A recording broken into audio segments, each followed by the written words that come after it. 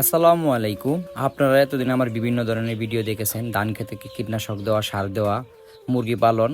তো আজকে একটু ভিডিওটা হচ্ছে ব্যতিক্রম। অলরেডি আপনারা দেখতেই পারতেছেন ভিডিওর মাধ্যমে আমরা এতদিন গরুর খামার নিয়ে কোনো ভিডিও দেই নাই। আজকে আমার প্রথম ভিডিও দেওয়া গরুর খামার নিয়ে। তো যারা গরুর খামার করতে চান অবশ্যই ভিডিওটা কন্টিনিউ করবেন এন্ড শেষ পর্যন্ত দেখবেন। আপনি যদি ছোট পরিসরে গরুর খামার করতে চান, প্রথমে 2-3টা দেশি বা হাইব্রিড গরু দিয়ে শুরু করতে পারেন। এতে ঝুঁকি কম, পরে লাভের অংশ দিয়ে খামার বড় করা যাবে। খামার ঘর বেশি খরচ না বানিয়ে টিন বা বাঁশ দিয়ে তৈরি করা যায়। গরুর খামারটা এমন জায়গায় তৈরি করবেন, উঁচু এবং শুকনো জায়গায়, যেখানে দ্রুত বাতাস চলাচল করতে পারে। গরুর খাবার বাজারে দামি খাবারের বদলে নিজেই ঘাস তৈরি করতে পারেন। নেপিয়ান, ভুট্টা ঘাস, খৈল, ভুসি ব্যবহার করুন। নিজের কৃষি জমি থাকলে গাছ চাষ করুন, এতে খরচ অনেক কমবে।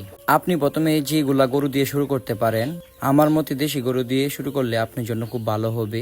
কারণ দেশি গরু খরচ কম, সহজে লালন পালন করা যায়, নিয়মিত দুধ বিক্রি করা যায়। একটা ছোট পরিসরে গরুর খামার করতে গেলে আনুমানিক যে খরচটা প্রয়োজন, গরু কিনতে 50,000 থেকে 80,000 টাকা, ঘর তৈরি করতে লাগবে 15 থেকে 25,000 টাকা, খাবার ও ঔষধ মাসে গড়ে 30 থেকে 50,000 টাকা। ইনশাল্লাহ আপনি চেষ্টা করে দেখতে পারেন, কারণ চেষ্টা করলে কখনো বৃথা যায় না। কারণ পরিশ্রম সৌভাগ্যের প্রতিশ্রুতি।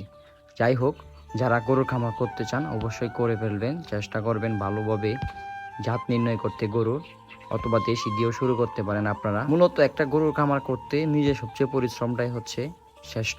কারণ আপনি যত পরিশ্রম করবেন ততই উন্নতির দিকে এগিয়ে যেতে পারবেন ইনশাআল্লাহ।